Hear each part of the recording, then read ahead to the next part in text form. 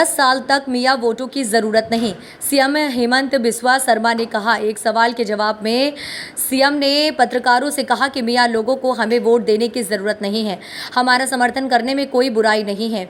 उन्हें हेमंत बिस्वा शर्मा नरेंद्र मोदी और भाजपा के लिए जिंदाबाद के नारे लगाने दीजिए। मियां शब्द बंगाली भाषी मुसलमानों के लिए इस्तेमाल किया जाने वाला शब्द है।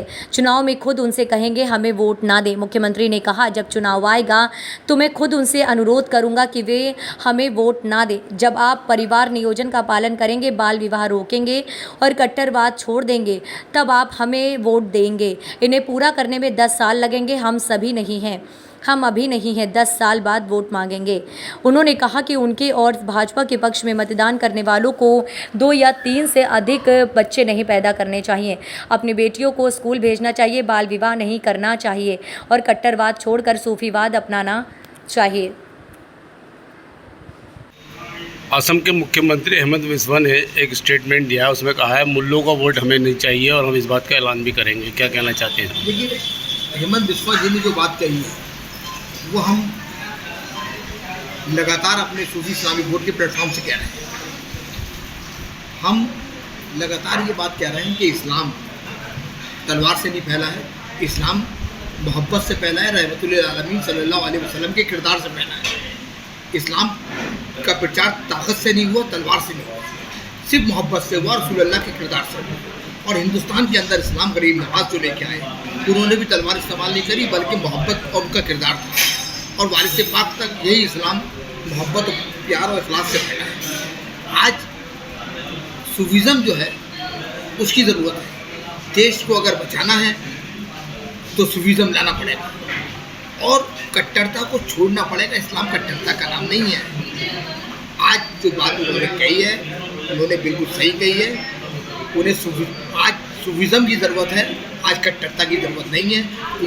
अगर कोई इस्लाम को नहीं समझ रहा है, ना समझे, 10 साल बाद समझ में आ जाएगा, 10 साल के बाद उसको इस्लाम समझ में आ जाएगा। मैं देश के तमाम मुसलमानों से ये अपील करता हूँ कि इस्लाम को एक बार गरीब नवाज की नज़र से देखिए, महबूब इलाही की नज़र से देखिए, साबिर पाक की नज़र से देखिए, हज़रत यसूदराज बंदा नवाज की नज़र से देखिए, वारिस पाक की नज़र से देखिए, हज़रत शाहनियाज़ बेनियाज़ अब्दुल्ला अलैह की नज़र से देखिए, और इस्लाम को रसूलुल्लाह के बाद मौलाए कायनात और इमाम हुसैन अली मकाम की नज़र से देखिए कि उन्होंने किस अंदाज से इस्लाम को बनाया है। इस्लाम तलवार से नहीं फैला है, रसूल करीम की मोहब्बत और किरदार और सब्र से फैला है।